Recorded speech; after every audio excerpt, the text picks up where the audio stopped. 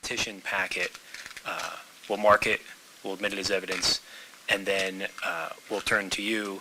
The purpose here today is not to relitigate the underlying revocation. It's more focused on any rehabilitation that's happened since then. The board has the packet. They've had the opportunity to read it, so you don't need to take us through every single page of it. But if there's anything that you want to highlight, or certainly any part of the story you want to tell, you feel free to do that at that time.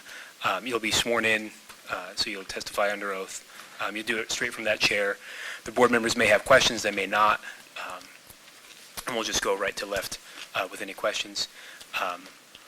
Once the information is presented, then we'll exclude the audience and you and go into a closed session where the board will discuss what to do with the petition. You won't get a decision today. It'll get mailed to you at some point in the future. Any questions about any of that before we begin?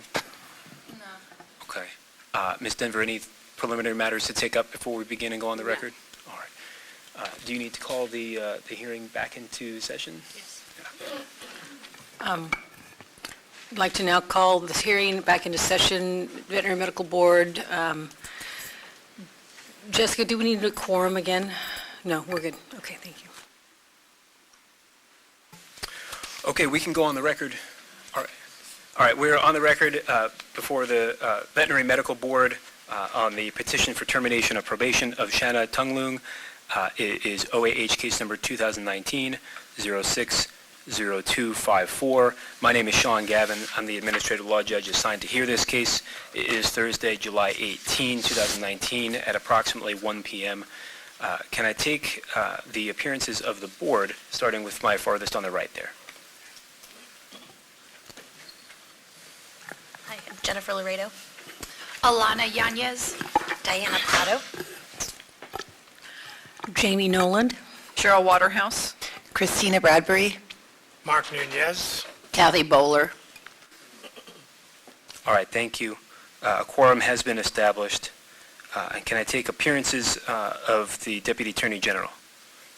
Deputy Attorney General Karen Denver. All right, thank you. Before the hearing, I mentioned to the petitioner who's here and present that preliminarily we'll go through some of the processes that the board follows with respect to presentation of evidence. Specifically, Ms. Denver will present the petition packet. You'll have an opportunity to testify under oath. The board is particularly concerned with rehabilitation, so you don't need to repeat what's in the packet. And then both Ms. Denver and the board will have the opportunity to ask questions if they see fit. Do you have any questions about any of that? No. All right. Ms. Denver, you can proceed when you are ready. Thank you. Your Honor, just to give a brief overview, I am appearing on behalf of the Attorney General pursuant to Government Code Section 11522, representing the people of the state of California. I am here to assist the panel in fact-finding. My role is not adversarial, but is intended to protect the public interest, and I'm here to ensure that the panel has adequate information from which to make a decision. Just to give an overview of the case, a statement of issues was filed on February 19, 2014, denying Ms. Tunglung's application for a registered veterinary technician license based on multiple misdemeanor criminal convictions. In 2002, there were 3 separate cases that involved convictions of driving without a valid license, possession of methamphetamine, marijuana, and drug paraphernalia, and possession of diazepam, marijuana, and drug paraphernalia. In 2004, there were convictions for vehicle theft and driving without a valid license. In 2005, there were 3 cases that included domestic violence, assault likely to produce great bodily injury, and criminal threats. A second case involving domestic violence, a third case involving being under the influence of methamphetamine. Pursuant to a stipulated settlement, the petitioner was issued her license on October 29, 2015, and the license was placed on probation for a period of 5 years with optional and standard conditions, including a psychological evaluation, abstention from alcohol and drugs, random urinalysis, and participation in a substance abuse rehabilitation program. The petitioner is in compliance with her probation requirements and has paid the board $3,100 of the $3,800 due in cost recovery. She is requesting that the board terminate her probation at this time, and her probation is set to end on October 29, 2020. At this time, I would like to introduce the exhibits in the binder in front of you. Exhibit 1 contains the notice of hearing.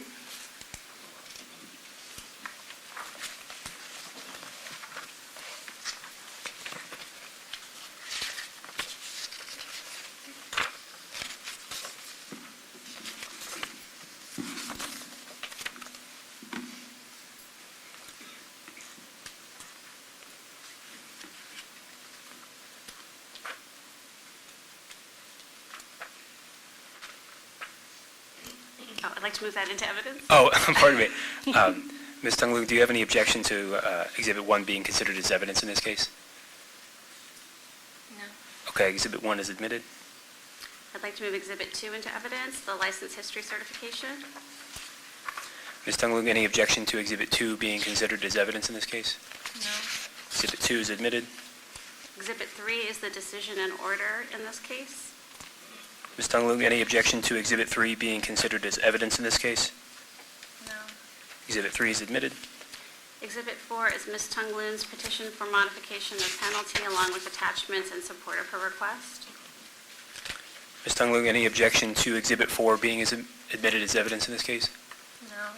Exhibit 4 is admitted. And Exhibit 5 is a probation report prepared by the probation monitor. Ms. Tung-Lung, any objection to Exhibit 5 being considered as evidence in this case? No. Exhibit 5 is admitted. And because the burden is on the petitioner, I have no further statements but would reserve the right to question the petitioner. Okay, thank you, Ms. Denver. All right, so Ms. Tung-Lung, that brings us then to your portion of the hearing. As I said at the outset, this is your opportunity to tell the board what you think they need to know in order to make a decision on granting your petition. So at your readiness, you can take it away. I would just like to say that I'm not the person I was. I was not prepared to speak today, first off. But I'm not the person I was 15 years ago. I made a lot of mistakes. I love being an RVT. I love medicine. I love my job. Ms. Tung-Lung, I'm sorry to interrupt. We have a court reporter here typing everything everyone says, and so I would ask that you keep your voice up a little bit so that she can hear you clearly, so the record is clear. Also, there's no rush. There's no matters on calendar for after you, so take your time and compose yourself. There's no problem with that. If you need a few minutes, that's fine too. I really don't have anything to say other than I'm not the person I was when all of this happened. I've changed my life drastically. I think that my drug testing, my meetings, my letters of recommendations show that. And that's all I really have to say. Okay. Ms. Denver, do you have any questions? I do. Why do you want to terminate your probation at this time? The financial cost is just too much. And how do you feel? Can I ask both parties to just keep their voices up just so we Yes, can... my apologies. If you also pull in the microphone, that'll assist. Okay. I'll bring the volume. And how do you feel about the behavior that led you to being disciplined by the board? That was terrible behavior.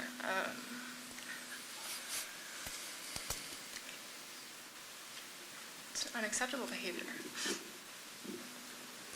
And what assurances could you give the board that you would not repeat that conduct today?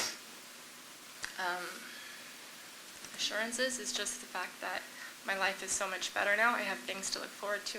I am grateful for what I have, and before I didn't know what there was to have, and so I wasn't,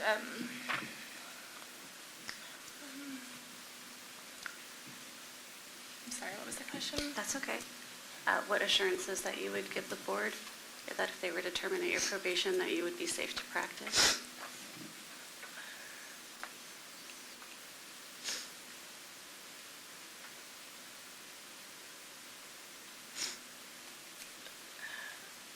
There's no way that I'm going to go back to that person. That's all I can really say.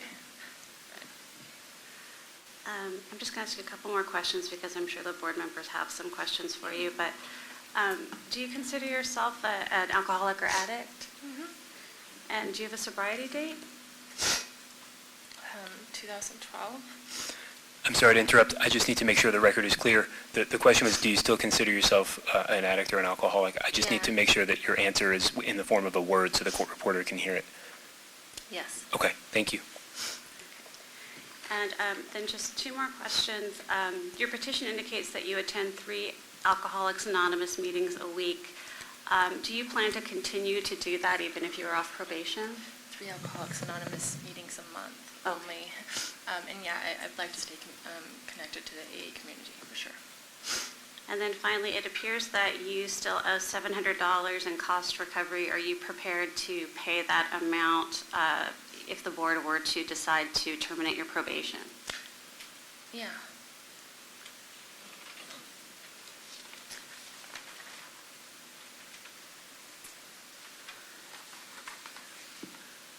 Okay.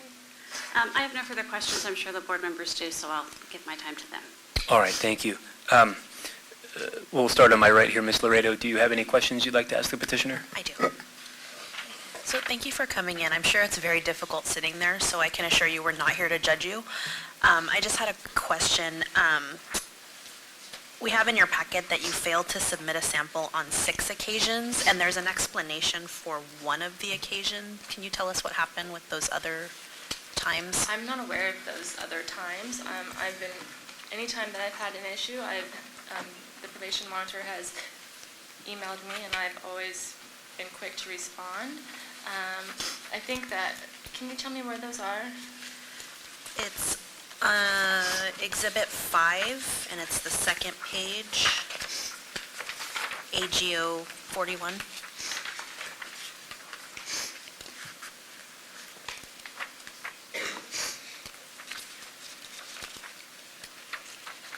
So I do know that I think I just saw on the March 16th they said I didn't test, when in fact I did test and I had the receipt and I sent them the receipt. And I was just reading, I don't know what page it was on, where I explained about that test and another test, which I guess was Easter, if I can find that page. It looks like you did provide explanations for all of these. Is that correct? Same page.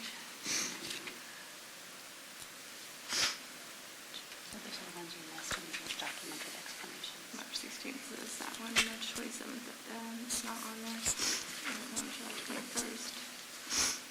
Maybe it was that one. That was so long ago, I do not, I think that might have been one of the times when I was actually, there's no explanation for that one. Ms. I feel Tungluin? like- Ms. Tungluin, let me interrupt for just a moment. It occurs to me that because we got into it so quickly, we didn't swear you in. So before you continue to testify, what I'm going to have you do is stand up and raise your right hand. Do you solemnly swear or affirm under the penalty of perjury that the testimony you will give and have given in this matter is the truth, the whole truth, or nothing but the truth? I do. Okay, thank you. And I'm sorry to interrupt. You can continue with answering Ms. Laredo's question if you're able. And I was just going to state for the record, it looks like on this page 41 that there were 6 times she failed to submit a sample, and she did provide documented explanations for 4 of those.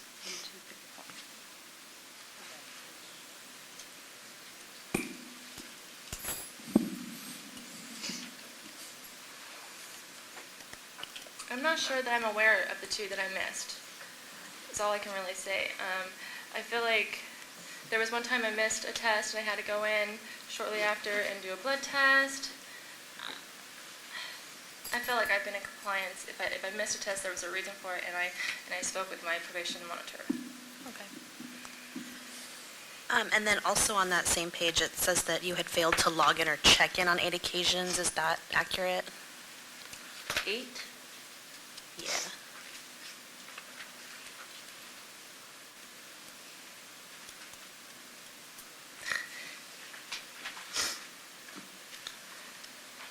If it says it's there, I mean, it must be true. I don't know. I would like to see, like, the actual listing of that and how they got that, because I don't think I've ever been told that I didn't log in. Like, nobody told me, oh, you didn't log in, why didn't you log in? Okay. I don't know. Okay, and then my last question is, part of the reason that we're here is just to make sure that the public is protected, so we want to make sure that you don't go back into that behavior. And you mentioned that you have things to look forward to now. Can you tell us what it is that you look forward to? Kids, pets, job? Yeah, everything. You know, my job is great, my daughter is great, my life is great. I have things, I have vacations I plan.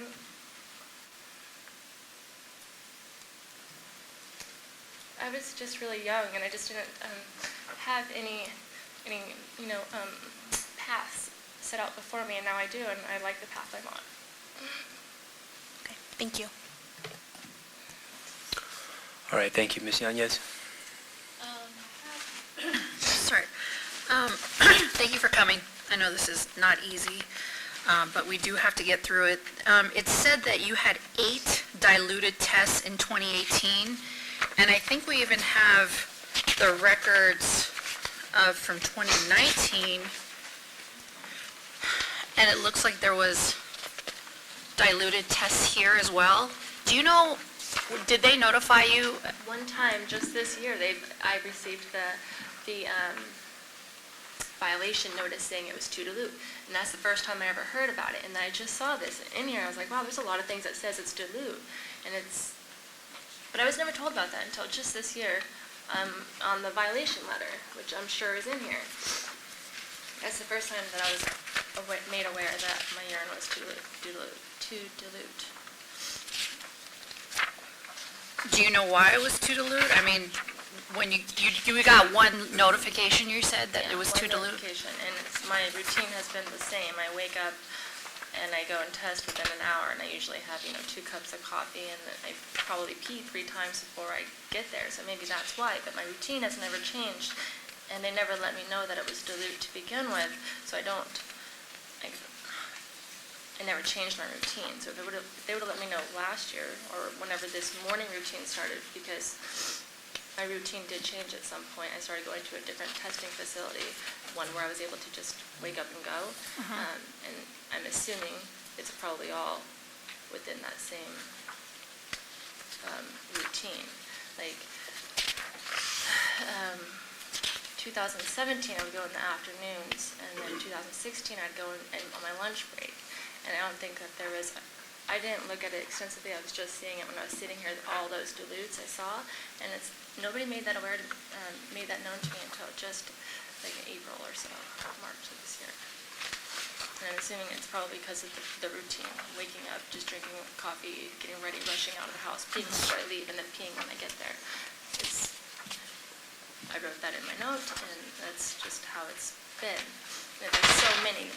I wonder if there was any previous to this routine change, but I see that probably looks terrible. I wish I would have been made aware of that.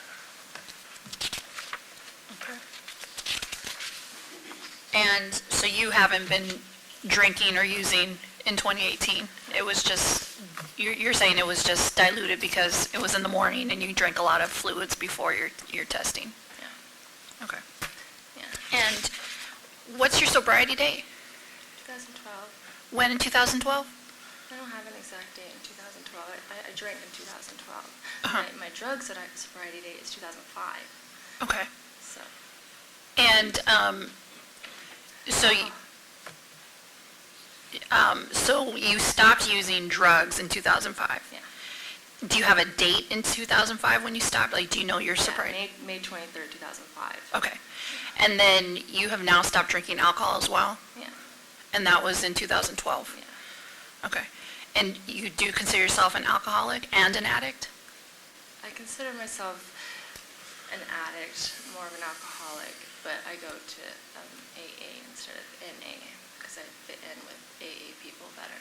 Okay. If that makes sense. So you no longer go to NA meetings? No, I pretty much never went to NA meetings. You never went to NA meetings?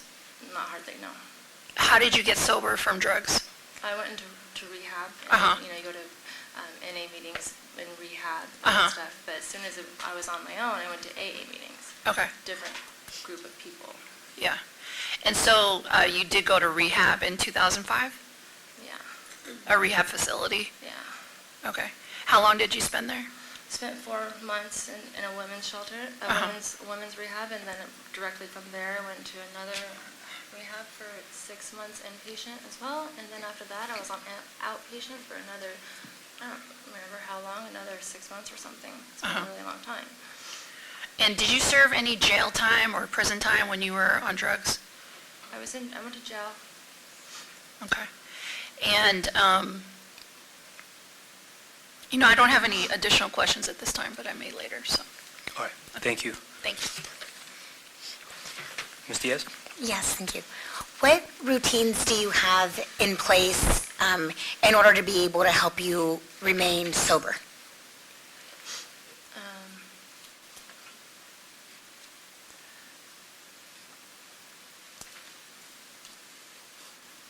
Well, there's midnight meetings after work. I do those. But the other things are just taking care of myself. Just spending time with my daughter on the days off and doing yoga and things for myself. That's really all I have. No further questions. All right, thank you, go ahead. Thank you for being here. I appreciate how hard this can be. I just have a few questions. I think you were starting to answer the question, but do you feel like your job is stressful? And if so, how do you handle that stress now? My job is stressful. But how do I handle that stress? Is taking care of myself, doing things outside of work that are and enjoying, and then relaxing, getting enough rest, and then getting back to work again. There was a period of time where your probation was told, I believe, or was terminated and then re-established when you were out of work, I believe. Yeah. Can you give us an idea of what happened with that period of toll and why you were not being employed at the time, at least in a veterinary technician job? I moved from Pacific Grove to San Jose, and so I was out of work for like 2 months. I moved from my house to live with my grandma in San Jose to get relocated out of Pacific Grove in Monterey. It was too cold. I was at the same job for almost 5 years. It was needed to change, so I moved in with my grandma and got a new job in San Jose. Okay. So probation was put on hold for the times that I was not employed. Sure. Okay. And then last, we do have a letter under the last page of Exhibit 5 that was a response to the Veterinary Medical Board, and you say, I received a letter informing me of 2 instances in which my urine tested too dilute, and then you described your routine that you just described to us. At the end of this, she said, please inform me with any suggestions you may have. Did you receive any suggestions as to how to change your routine or what to do at all from the Veterinary Medical Board staff? No. Okay. Thank you. Hi, thank you for appearing. When you received the letter, or 2 letters possibly, saying that your sample was too dilute, did the lab or did the board ask you to follow up and do a follow-up test? Yeah, I think that's when I went in for the blood test right away. I think. Okay. And is there anything in your childhood or any other events that contributed to your using? Can you describe? Yeah.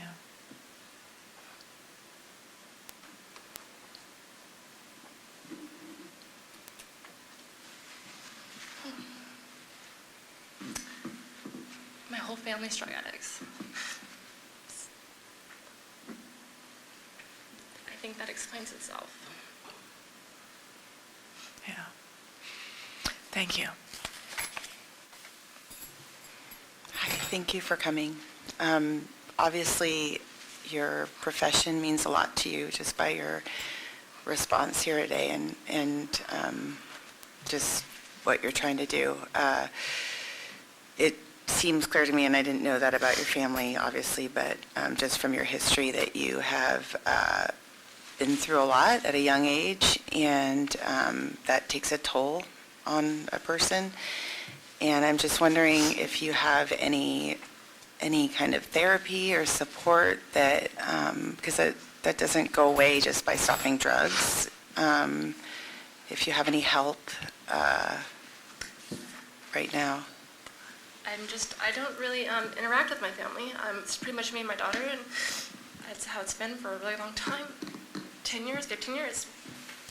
Therapy-wise now, I just try to do the things that's best for us and me, and, AA is good, and I went to the psychological evaluation or whatever, and they said, you have a letter from them, I think. I'm sure you do, obviously you do. They said I was fine, I'm fine, I feel fine. This is just a little tough. Sure. I guess veterinary medicine can be stressful, like a few people have mentioned, and sometimes there'll be events in life. Right now, maybe it's good, but there might be something that happens that kind of throws you off balance. And I would just want to see if there's anything that you have like in place to help you get through a tough time if something does happen. Do you have any ideas on how to get support or help outside of AA? I have friends. I have... And it's not just about sobriety here, it's about overall.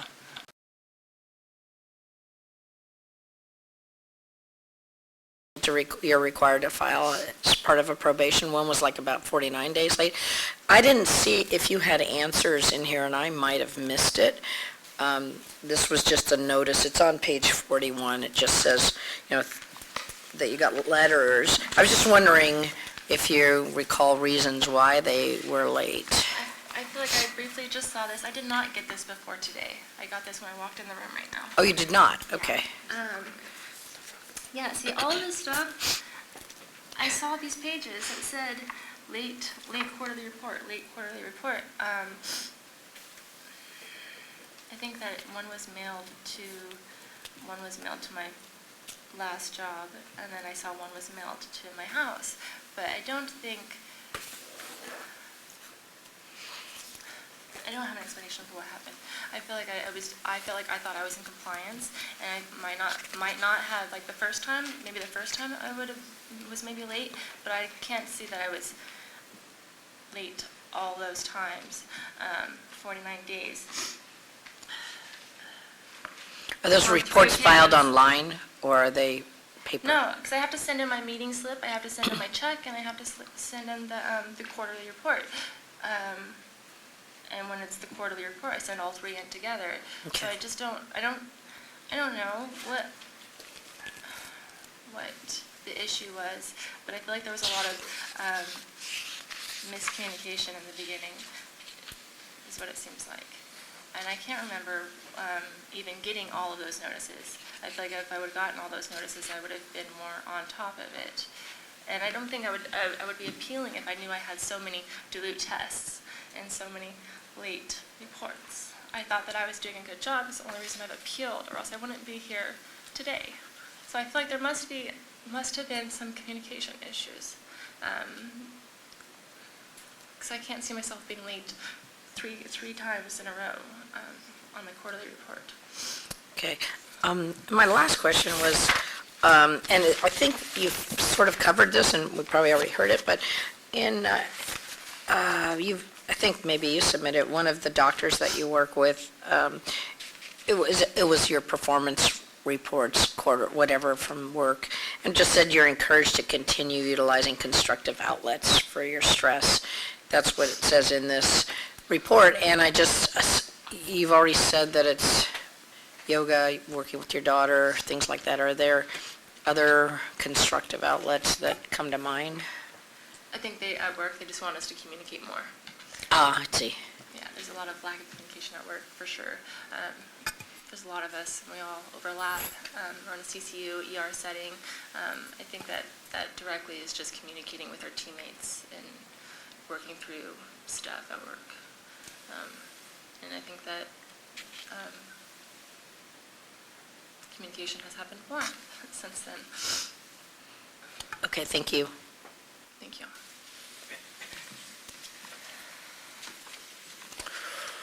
All right. Do any other of the board members have any additional questions?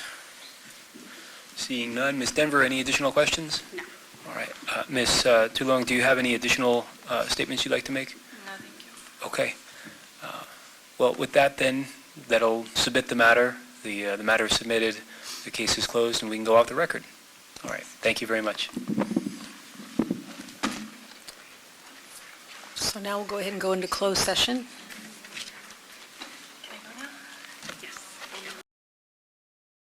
I do want to make note of the fact that Dr. Nunez had to leave to catch his flight, but we still have a quorum. And I would like to turn the floor back over to Karen Denver to continue her presentation. Thank you for your patience. Oh, certainly. I'm sorry I didn't realize the time earlier when I was talking. So I believe we talked about the proposed decision and the timing that the board has, whether to adopt or reject or adopt in part. I think we also discussed settlement. If not, if there's any questions, feel free to ask. And then as far as negotiations with the respondent, one of the terms that's used sometimes to make it more appealing is cost recovery. I know with the budget issues that's not really a big room for movement with us, but it is an incentive for them to try to settle the case earlier, so at least they can minimize the amount of money that they will have to pay back. And then, so the proposed stipulation and settlement, you are all familiar with those. Once those are signed, they come to you along with a recommendation that they be adopted, and then you decide what to do from there. Sorry, Karen, I want to stop you there on the issue of cost recovery, because we had, I know Dr. Nunez had some concerns about some recent ALJ decisions speaking to cost recovery and how it needs to be a reasonable amount.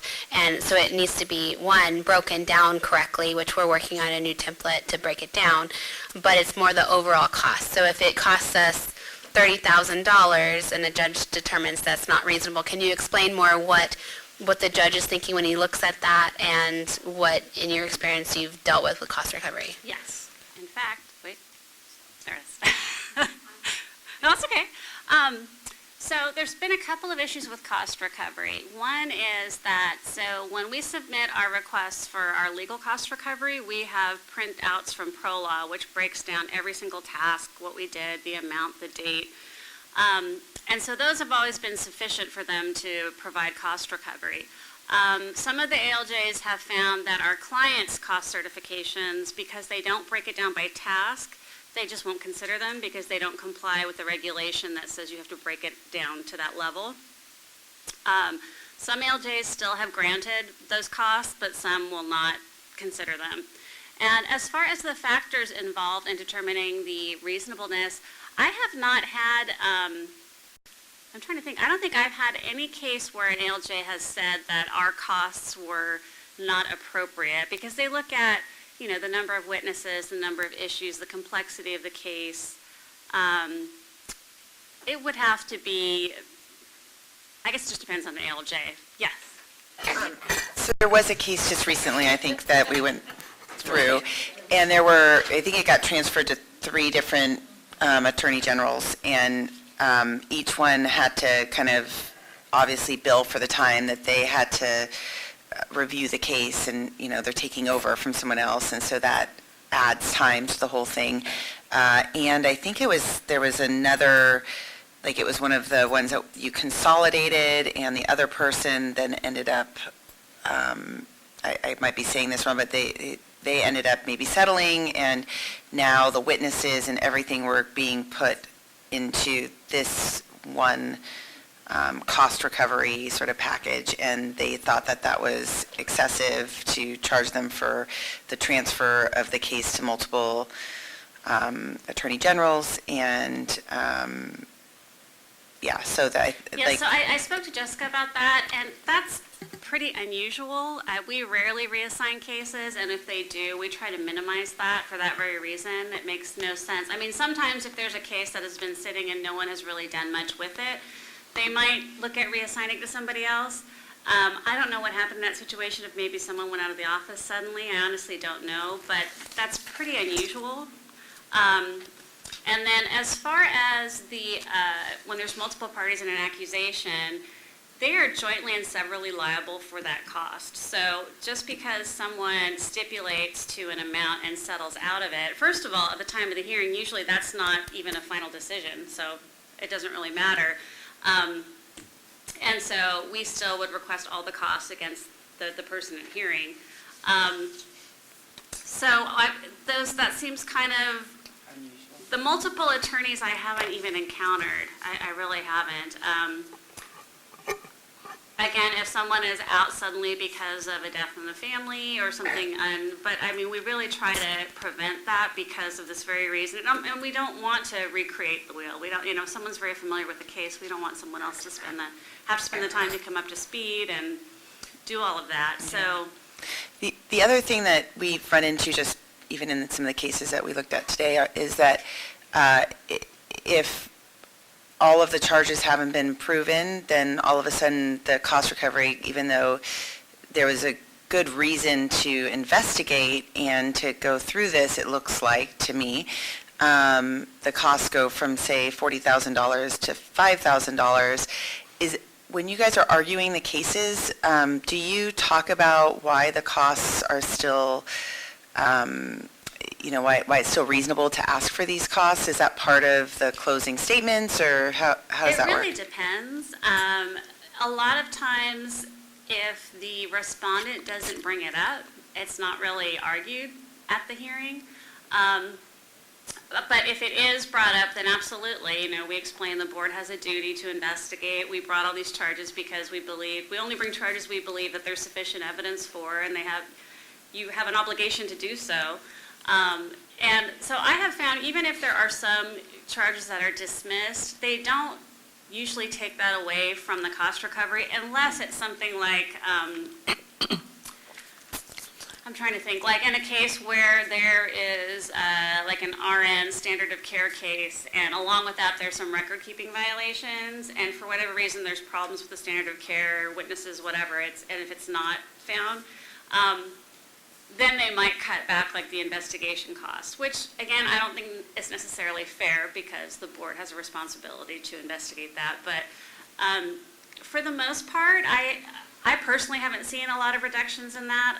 If it is a problem or things like that where there's multiple attorneys on that, I can certainly look into why that is, but that should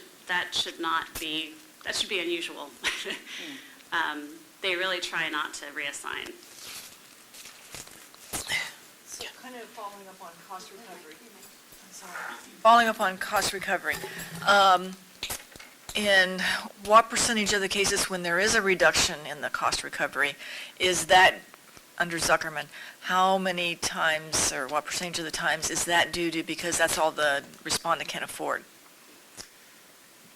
I don't see many reductions based on the respondent's ability to pay, honestly. We've had several that have been reduced. Really? Yes. Yeah. I'm That's surprised, almost in all. fact, when Yes. I hear some kind of compelling, So when it does happen, is it usually because that's what the respondent can I've afford? found where the judge won't consider the investigative cost because it's not in the format that breaks it down specifically enough. I've also seen where they have thought the investigation costs were excessive because at the end of the day, if only part of the case is proven. But again, you had to investigate all those things, and we did bring all those charges.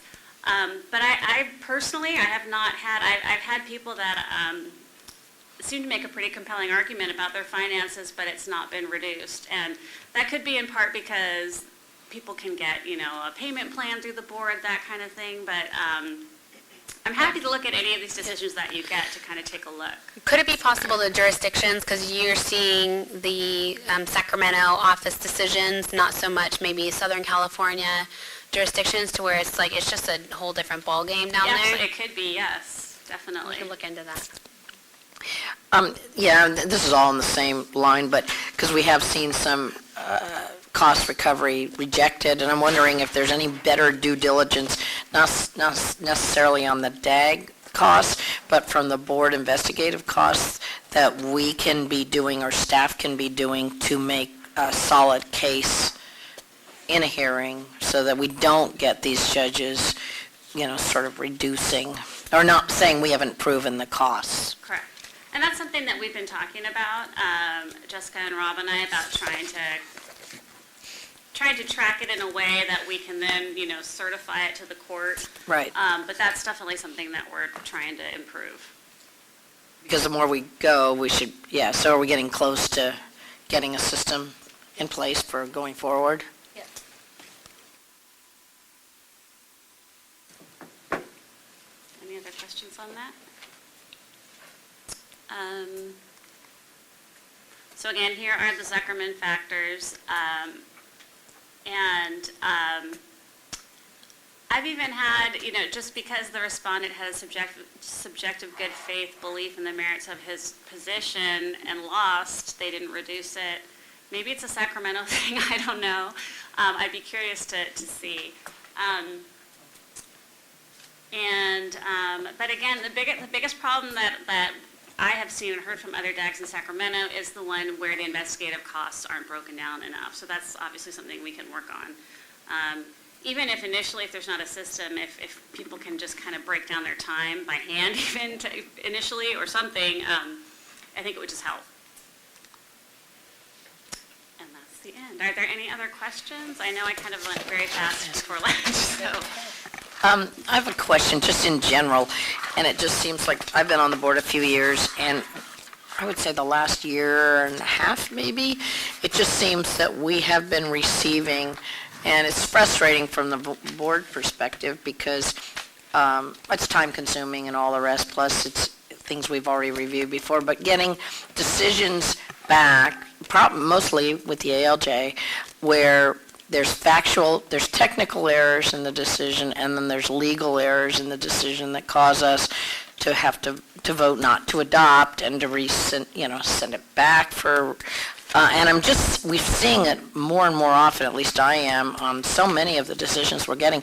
Is that across the board? Are ALJs just overwhelmed? I mean, sometimes it's an issue of law, but a lot of times it's the wrong citations and it's the wrong this or that, and I'm just wondering how, I know it's critical to get everything right, 100% for everything that's documented legally, but it's taking a lot more time back and forth to send things back for technical date errors, things like that, that don't seem super important when the end result is the same to me as a layperson, but I think it just depends, and I can't speak for the ALJs, but in cases such as yours where there's a lot of information, a lot of dates, a lot of numbers, I don't know if that's perhaps why there's more errors.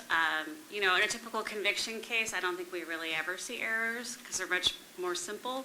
I really don't know. Maybe that's something I think you were going to meet with OAH, maybe talk to them about a little bit more. I know they have that 30-day time frame. They have to get those decisions out. They're hearing other cases. They've got, so I don't really know. And if I see it after you've corrected it, and so I get the final decision. So I'm not involved in all that back and forth with the correcting. So. And just to clarify, Karen's from the Department of Justice, so Deputy Attorney General and the Department of Justice are under one. You have OAH, which is separate. So, and ALJs are from OAH, so it's a separate entity completely. So that's why Karen doesn't know the answers to those. Any more questions? Thank you very much, really appreciate it. Any more questions for Rob? Anything from the... Oh, yeah, we want to talk about probation. About the, Yes, okay. So we were noticing in some of the probation monitoring stuff in some of these cases that, for example, the urine was dilute 4 out of 7 times. like multiple times, yet nothing was done about that. And so I guess there was one letter last year, but then they continued to be dilute, and there wasn't any sort of follow-up on that. And after the presentation this morning, we now recognize that that's a red flag. So we didn't know what the process was, if there is a dilute urine sample, if there's some process in place for them to then reach out and do something about it. And then the other, I think, question was like the hearing we had earlier today, that was public, it seems like that individual didn't even know they were out of compliance, and that nothing was really done when they were out of compliance. Maybe there was a letter or something, but like the probation continued in the same terms. So yeah, it would be great to hear how that is going. Brought up a bunch of procedural questions. And sorry to put Cindy on the spot, but can you also maybe go over the process that is in place now for dilutes? What you do when you get dilutes? And if you can come to the microphone, sorry. Sorry, I love you, Cindy.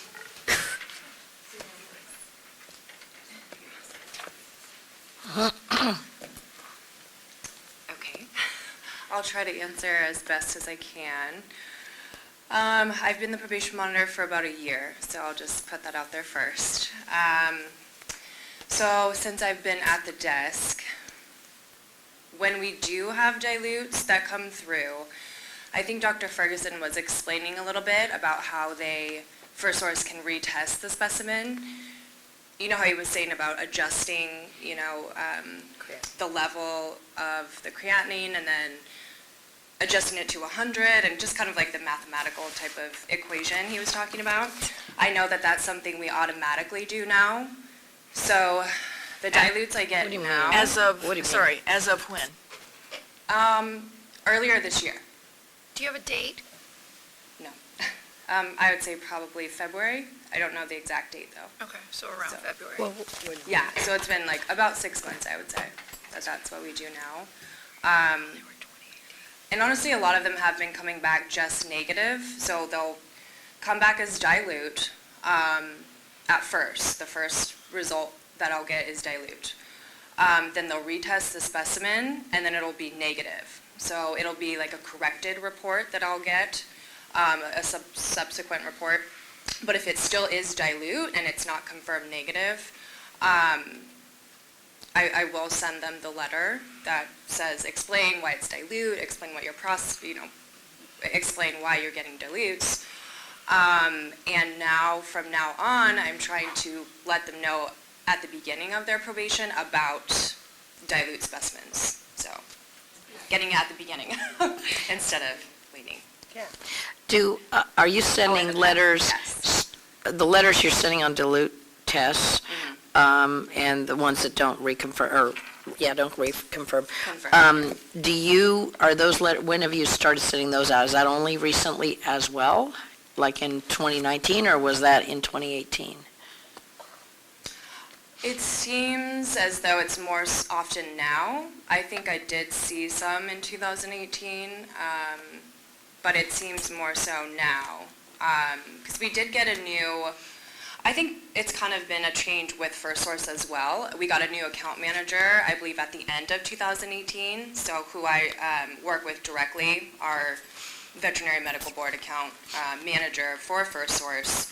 I think we've worked a little bit on processes, and she's asked me if that's what we want to do now, is do the automatic, test the dilute again, because before they would have to ask, First Source would have to ask me, do you want us to retest this specimen? So, yeah, I guess I did see some in 2018, but more so now. And so in this person that we dealt with today, so there were 4 dilutes in 2019. Yes. And all we saw was that the fact that this sample was dilute. It didn't show in there that it was retested. Yeah. So does that now go into our reports that we're looking at that shows that it'll be retested? I guess I'll have to. Because come we're up with a evaluating process. reports, we need to understand, we need to have all the data. Yeah, definitely. Yes. So I We can, guess that we I'll can do work, that. we can work on, Yes. look at what you are being provided and make sure it's adequate. It seemed like Yes. even Dr. Ferguson had a couple questions. He brought up a couple things when he was looking at the report. So I think that we can work together as a team to kind of find out a better way to present that information to all of you. Okay. Go ahead. I have another question. But we have Okay. someone that wants to add. Okay, good. I just wanted to remind Cindy that we also have been starting PET tests, Yes. Yes. which is a Pets testing as of well. the blood that goes back 4 weeks, and that's only for alcohol, but we started doing it Yes. Just in recent months? when there's. Once Yes, when yeah, we switched to yes. First Source. Yes. And is that when it's a dilute sample? And that man can only test for alcohol. Can we use the microphone? We should get public.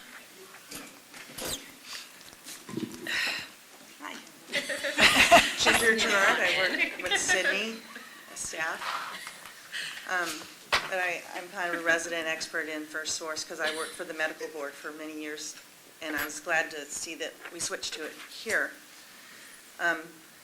So Sydney is one of the people, I'm one of the people Sydney talks to about the urine testing program. And so when they retest a dilute, he explained it a little bit, but they test for lower than the confirmation, so they're kind of wide open it to test for a lower level.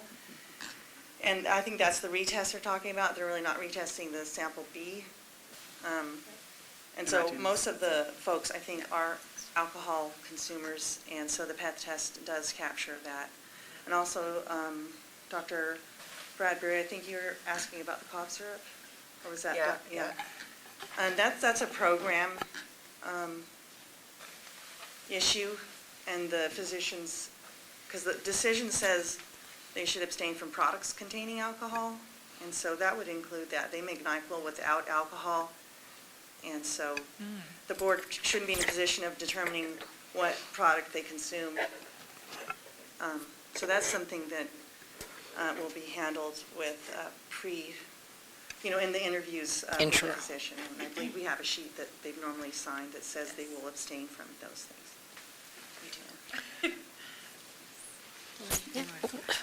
Why don't you just take a seat? I have more questions. I have more questions. Drug question? Yes. Well, just more questions about the process, so it just helps us in some of these things.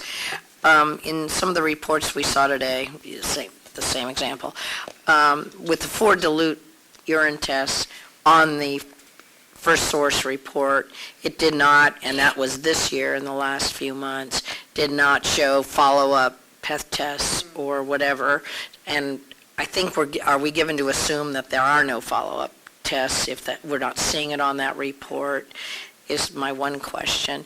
And then that's more on the blood test. And then I was just checking on the process overall of informing probationers, which sounds like we're changing and making more robust, which is obviously critical, of when there are issues with their testing.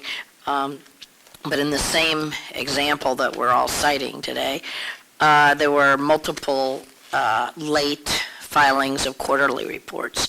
And what we don't know is, we know that they were late. We know you sent a notice or someone sent a notice, but we don't know, do you typically from a probationer get a written response as to why they're late when they finally file those reports? And are they in your probationary file for that individual? It's kind of 2 different questions, but it was all about the same case. I suppose for quarterly reports, it's not so much that we need to know why it was late. We need to just have it submitted. And if it's, one week late, the goal is to try and get the violation letters out now. This is the goal. As soon as possible. So they only might be a week late. So we might not be so concerned with why was it 7 days late. It's just turn it in to come into compliance. So I don't believe, we don't really get explanations for the quarterly report, why it was late, why it was a late submission.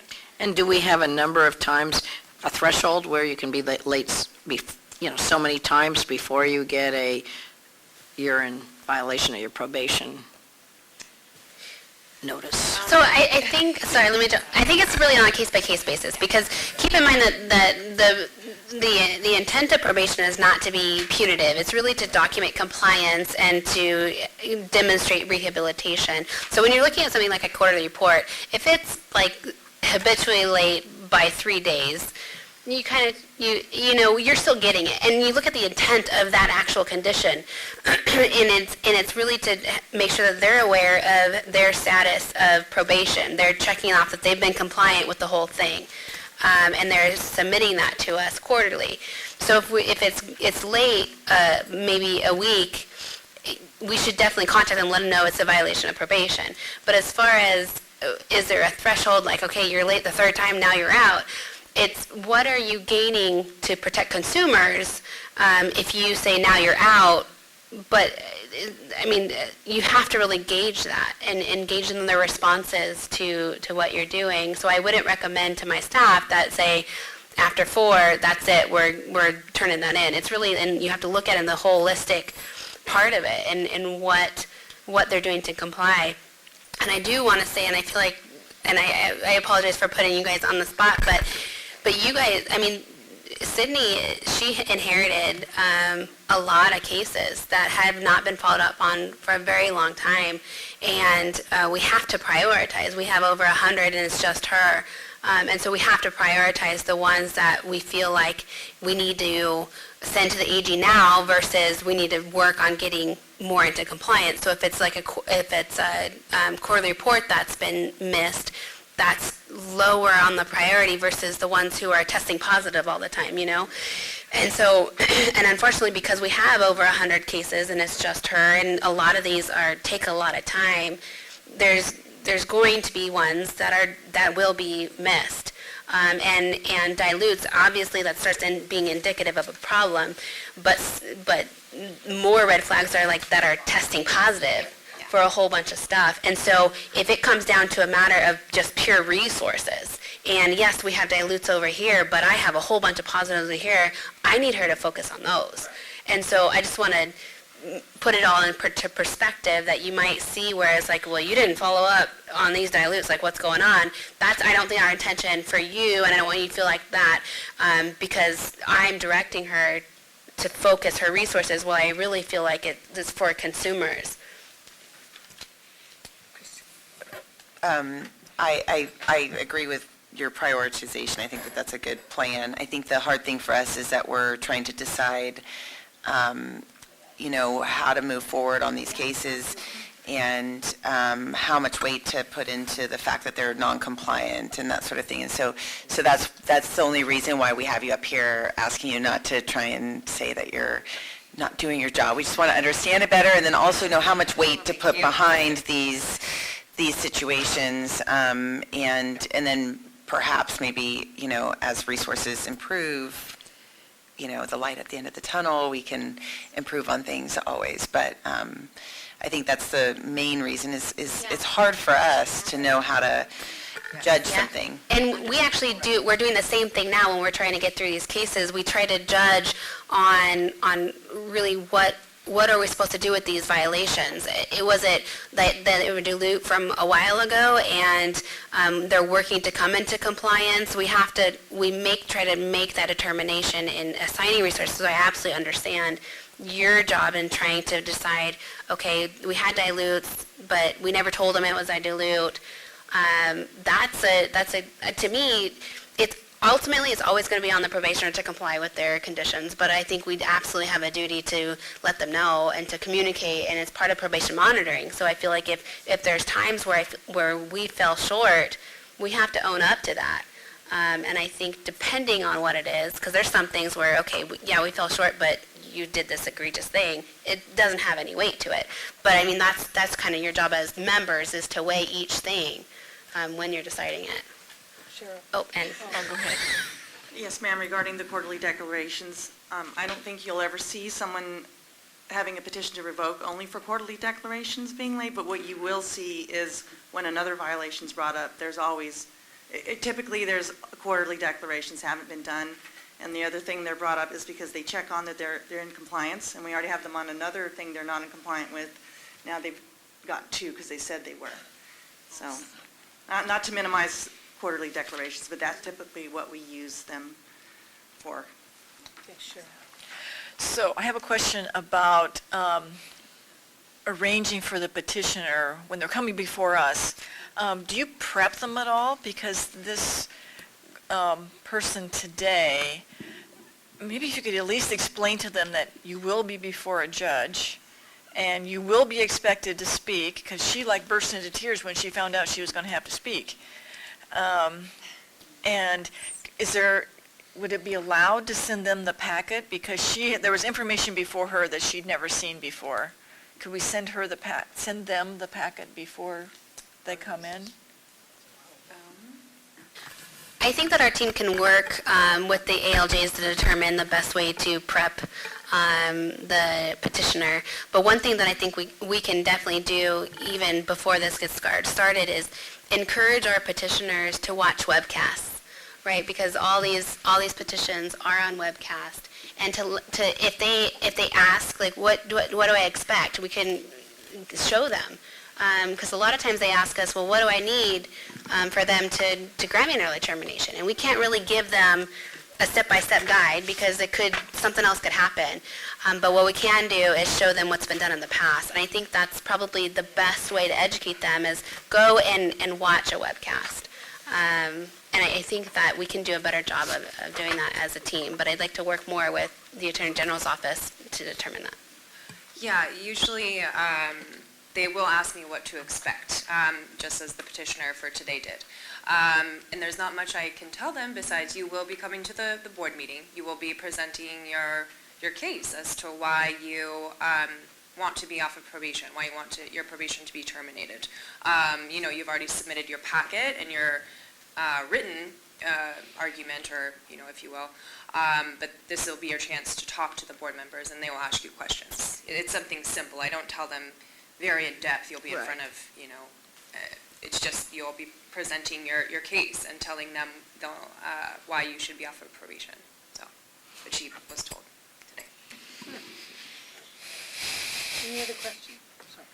Other questions? For probation, because then we go back to the rest of this. I guess and I don't know if it relates to this exactly, but in these cases, is it okay for us to ask Sydney if, any questions when they're testifying? So what you could do if it's more of a procedural, sometimes what happens is you would have to swear her in as a witness, and then she could explain what the process is. But she'd have to be sworn in.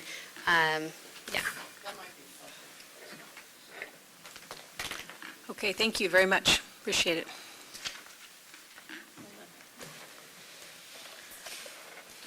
So I think, unless we have any further questions for Ms. Denver, I think we can move on in the agenda? Yes. Okay. Thank you. Thank you very much. Oh, I'm sorry. Before you go, I would like to first acknowledge Diane Sokolovs and all of her hard work that she has been with the board. She's been over 15 years. I thought it was 20 that she's been with the board, and she's been, I think, a great help. And I know that she feels like that she learned a lot from the board and really appreciated it. The main reason why she's not here today to say goodbye is because it would cost us almost $2,000 to have her here. We love you, Diane, but Thank you, Diane. Thank you, Diane. Is she retiring from the AG's office, or no, No. just not doing art? Okay. Yeah. I don't know if Diane shared anything else to add, but I really appreciate her, all the work that she's done, and the ability to keep her for so long is so unusual for the Attorney General's office. So I know that she appreciated the time, and I just wanted her to know that we definitely appreciated Very much so. her time as well. Great.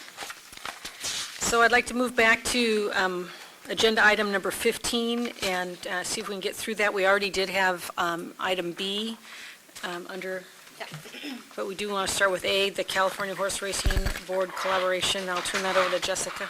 Okay, so I actually did not bring anything back down from my office, so I'm going to wing this. But for the California Horse Racing Board collaboration, I just wanted to report, especially in the light of all the Santa Anita deaths that have been happening, that collaboration is still going on. We did meet with them recently with their whole team and talked about better ways for us to have more presence, and that's happening now. We're going out to more racetracks. In fact, we just had one at the racetrack for the state fair. And they have been so welcoming, and they showed us when we went to Santa Anita. They walked through the entire place from inside the barn, and we saw all the stuff they were doing. We talked to the veterinarians that are there. We really got a good idea of what happens. Unfortunately, by the time that we got out there, race season there had just ended. So what we want to see is what it looks like when it's chaotic. We know what it looks like, what the process should be now, so we want to go back and see what's going on when it is everybody's busy and there's horses all around, and we want to kind of go through that process. But I did want to share that they are so welcoming, and they actually are encouraging us to go out and have more of a presence there. They want us there, and I think it's working really, really well. I think we're both excited about having more of a presence in this realm, because there seems to be this perception that there may be it's just a different world with veterinary care. Like, they don't have to abide by our standards because it's horse racing. So we're really doing our best to have more of a presence, to let everybody know that the horse racing board and our board, that we're on the same side here, and we're all concerned about the animals and making sure that they're protected. And I think it's going really well. But if you guys have any questions, I can answer them. What's the goal?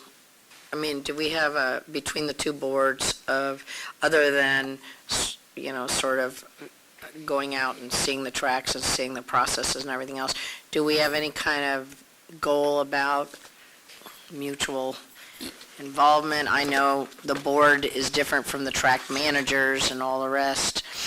Yeah, so I could do too much into specifics. A lot of it relates to enforcement activities that happen.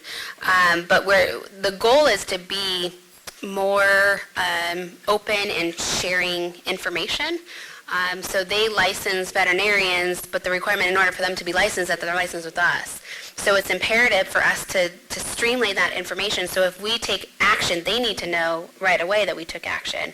So we talked about ways to build an interface between our systems to where it will just automatically update the next night into their system that we took action, and vice versa. If they took action against a veterinarian because they were doing things that were not correct, we want to know. So we were talking about that, so that a goal is to more streamline information, and to also let them know when they file a complaint with us, we are talking about what they can give us. So one thing that we would be interested in is something that they call a confidential record that is not public information. And so we are talking about whether or not we can share that, and there was and they said, well, we maybe will just do a regulation, and their process is a lot faster than our process. It sounded like, because it was something they could do in a matter of weeks. But it was we were looking at everything, like any way we can do to get more information and faster information, and then also to take action when warranted, and to just collaborate more.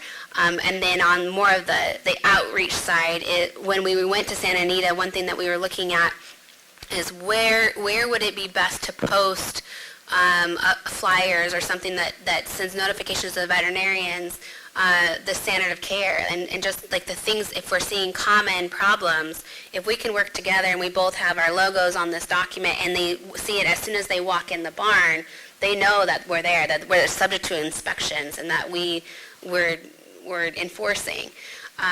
That's really what we wanted to do in the public eye, and the veterinarians and the trainers and the owners. Where are they behind the scenes where they would happen to see our notices? So we were thinking in the entrances of the barns, or they have places where they post notices to their employees. The little things like that, we want to make sure that we have a presence. So there will be inspections at the racetrack? Yes, what I was going to ask. By our inspectors? Yeah. Okay. Yeah, another really awesome thing that we saw when we went to Santa Anita is they have this room. It's like their security control room, and it's like wall-to-wall monitors of every single stall, and they're watching everything. And so if we had a concern about something happening, they would be able to go back to that recording and be able to watch it. It's a little harder to catch real time, but it's if there's an allegation that something happened during this time frame, they're able, if we act quickly, to go back and look at it. So I had the great opportunity of being licensed by them at one point, and helping a friend who was a track vet at Cal Expo, and they don't have anything like that there. And so obviously there's definitely some concern. So I'm really glad that we're getting more involved there. But yeah, it's not like that at all tracks. So that one's a pretty high finance type of a track. Just on the inspections, just a question, and I just don't know this. So for, like we do premises inspections, sort of unnoticed walk-in inspections of the veterinary equipment and whatever at the barns, that is all done by our board inspectors, or are there multiple inspections by the horse racing board as well? Or our inspectors, they have the same jurisdiction as they do Well, at they premises? have different statutes, different requirements, and so there were times where we would go and we looked at the hospital at Santa Anita where they would say, okay, well, that's a board thing, not our thing. So I think that, and I'm not positive on their inspections part of it, but I know that we definitely have jurisdiction and we go out and we do inspect. We have inspection authority to do that, and so it's more in our job to enforce our laws.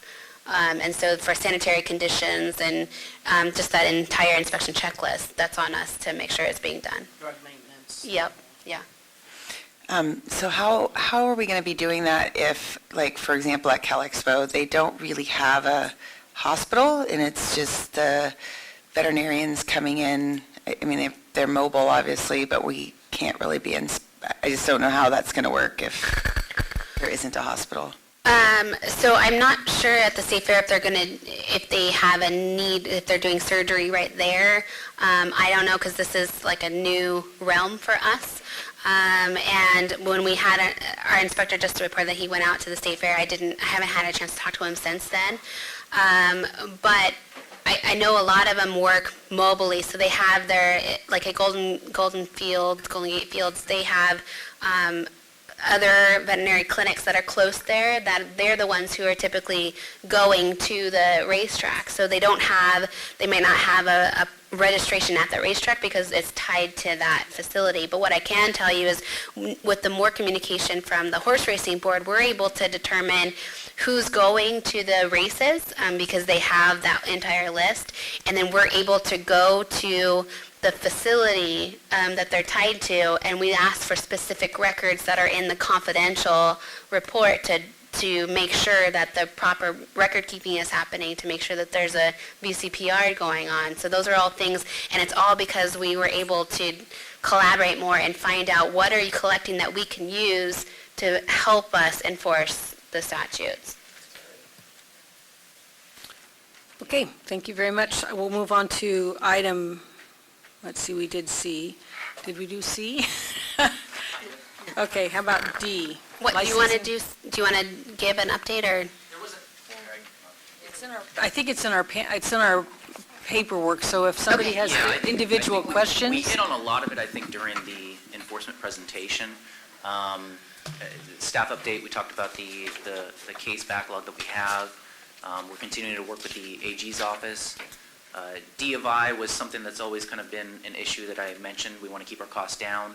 One of the big benefits that we have as a board is we have access to the inspection program, and this is something that I wasn't used to over at optometry, but it's a wonderful resource that we have, and we're trying to utilize it as much as possible. When we have a complaint alleging a minimum standard violation, Patty and her team, they can jump on it almost immediately, and if an inspector is sufficient, given the allegations that we have, we're saving money, we're getting it done faster.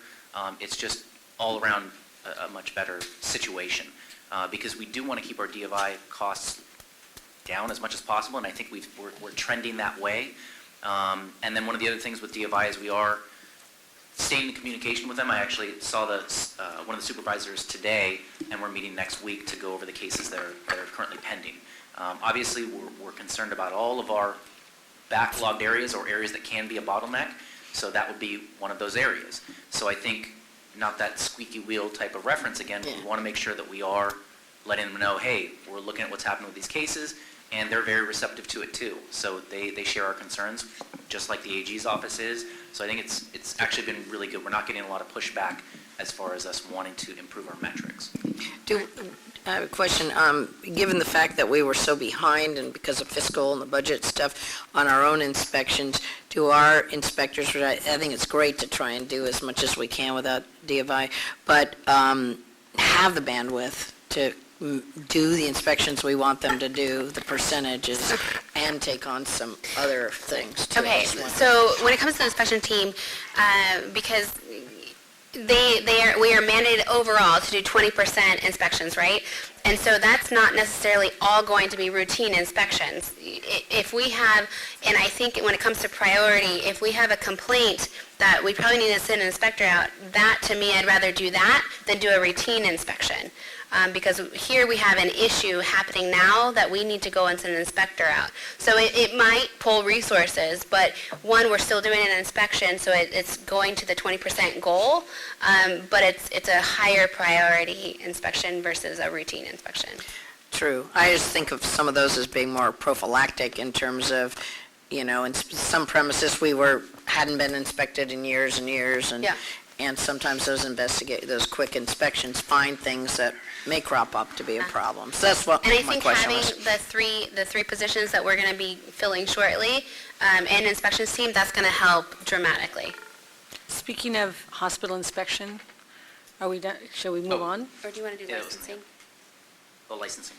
Oh, I'm sorry, I missed it. D, is that also you, Rob, or no, that's, me. oh, okay, yeah, let's do licensing, Yes. unless you want to, are you supposed to handle inspection as well? I'll take inspection. Okay, never mind. Okay, thank you. All right, I'm going to go over my report here.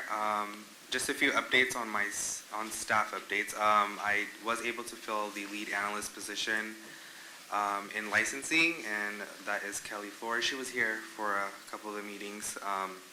She comes from cannabis, and she actually worked at optometry and at vet med back in 2014. And then on top of that, I did lose a technician, Michael Hewitt. He was with the board since 2016, so I'm working on filling that position pretty soon. An update on our renewal process. So as you know, we switched from the 6-page renewal to a 1-page renewal, and we're encouraging our veterinarians and RVTs to renew online. At the same time, we're capturing the fingerprint requirement that was implemented in 2010, where they would be required to be fingerprinted for both FBI and DOJ level of service. A lot of our licensees are only fingerprinted for the one level of service, which is DOJ. So now we're capturing that and notifying them, so they're completing that, getting all that the requirement fulfilled. We worked with the social media public affairs department, and we have a lot of social media going out.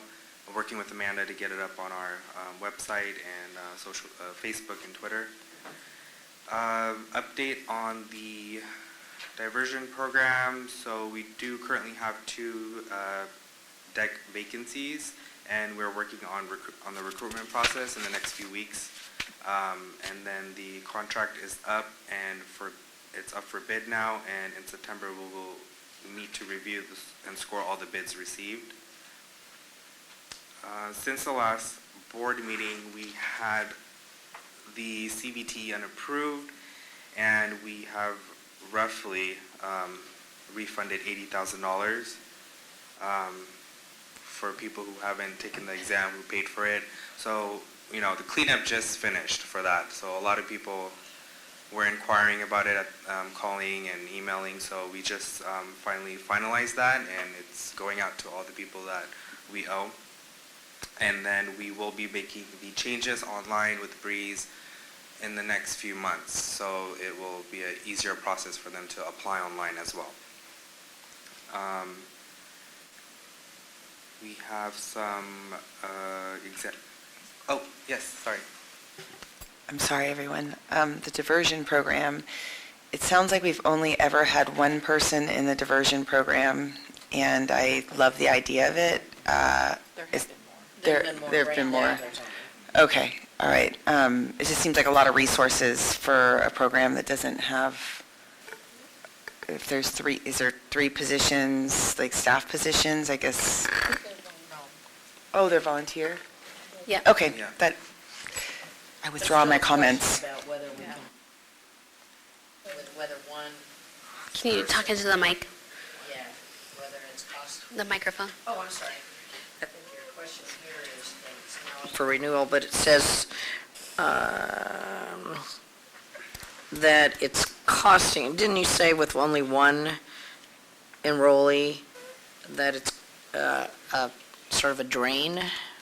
Yeah, well, it costs a lot of money, the program does, and if, say, you have a person who is struggling with a diversion program, and where it might have been 3 years, now it's 5 years, the way that the statute's currently written, there's a cap at how much money that they pay, and then we set it in regulation. So they're only paying a really small amount versus how much it actually costs us to do. And so that's actually one of the issues that we raised in our sunset report for us to look at, because on one hand, the whole intent of the diversion program is a good and noble intent, but it's incredibly costly to the board to do. So if we were to want to encourage more people to take advantage of this program, rather than wait until it's too late and we're involved because someone's harmed, it's like a catch-22. We absolutely would love to have more people in, but our funds cannot support it. So we need to look at that, to what we're going to do to address it.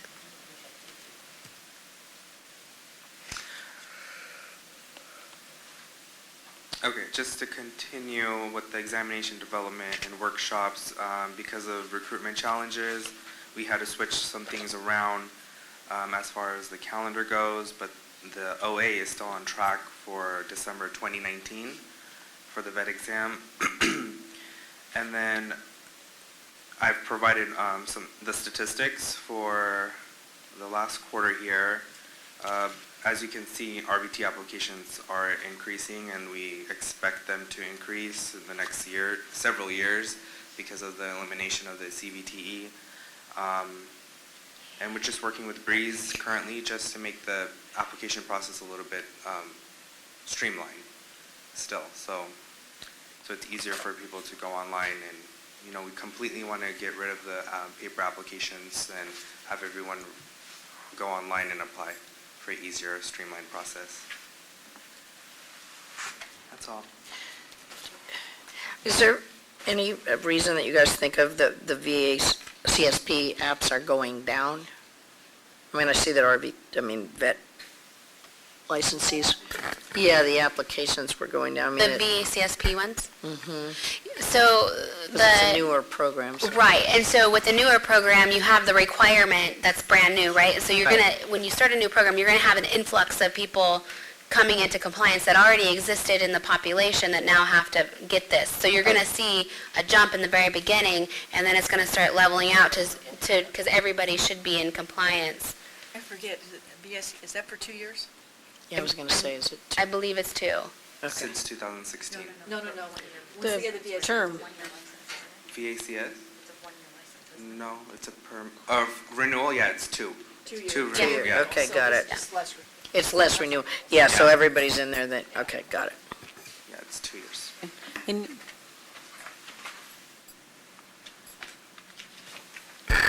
any other statements or? No. Okay, any questions? Any further questions? Thank you very much. Appreciate it. Thank you, Manil. So now we'll move on to hospital inspection report. I'll go ahead and take this. And first I want to say Patty definitely wanted to be here and give this report. She was really excited to present, especially on the survey results. We had just planned on her doing it yesterday, and she had some obligations that took precedence over being here today. So I just wanted I'm taking a stab at giving her a report, but staffing, like I said, we have 3 vacancies, and we should hope to have that posted by Thursday and filled quickly. And that's really going to help with, if you look at our statistics, one thing that looks kind of daunting is that we have essentially 223 inspection reports that are pending review, and those date back from November 2017. So we're really hoping that these 3 new people will be able to start cutting into that after they're properly trained, and we're excited to get them on board and help start attacking that one. They're always looking at ways to streamline the inspection process.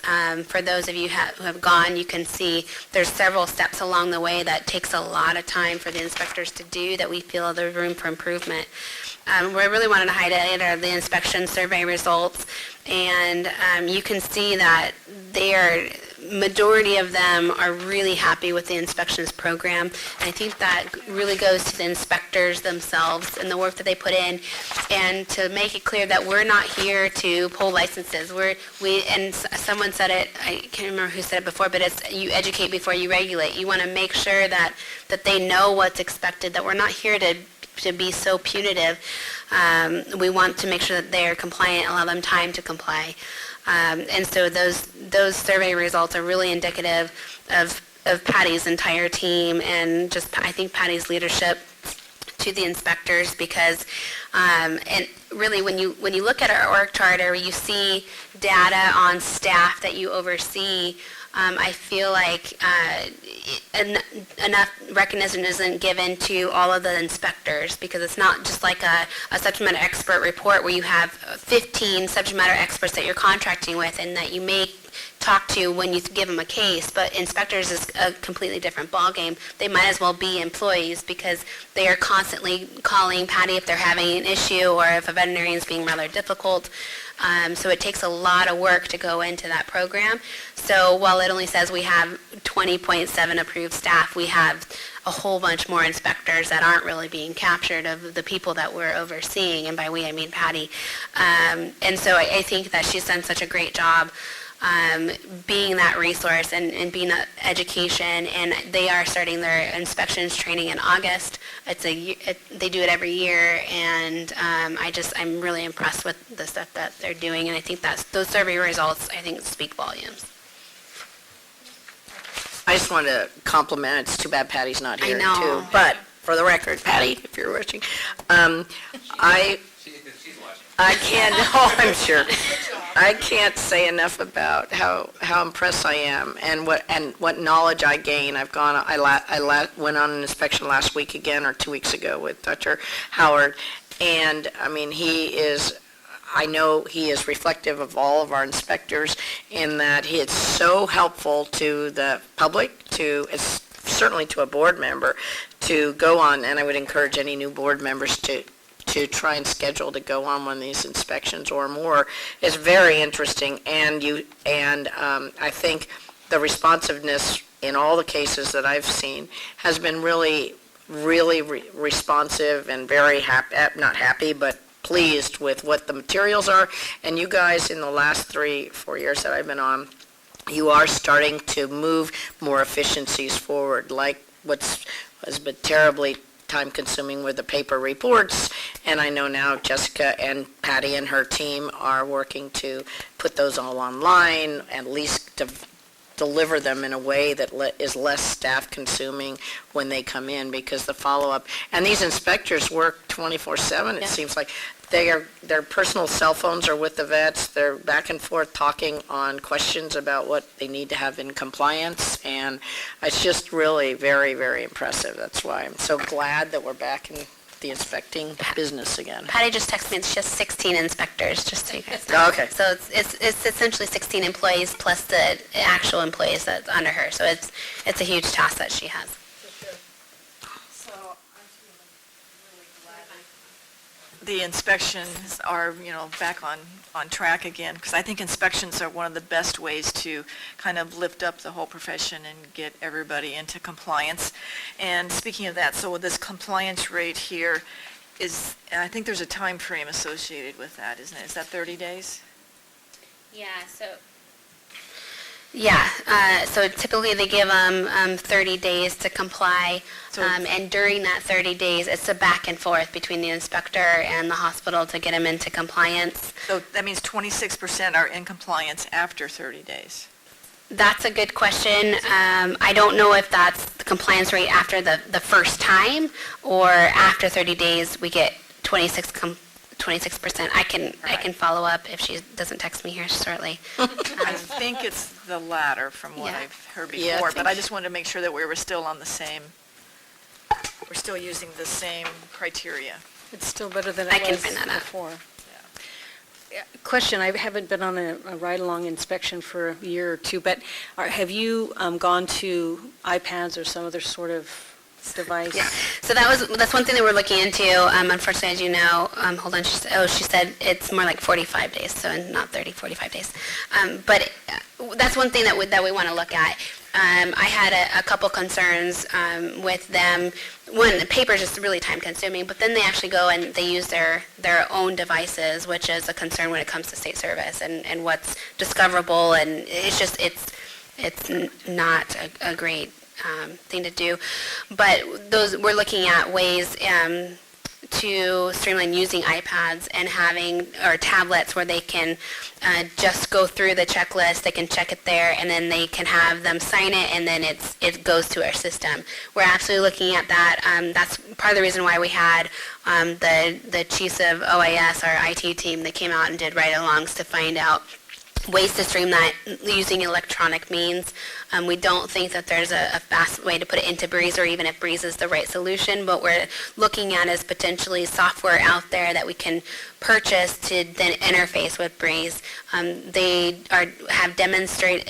seen a couple demonstrations that they'd like to put forward. Unfortunately, it's a huge cost. And so what we're looking at is contacting the other boards with probation units where we could all go in on the cost and work together, because they would all benefit from doing that. So that's definitely in the works, and we're looking at it.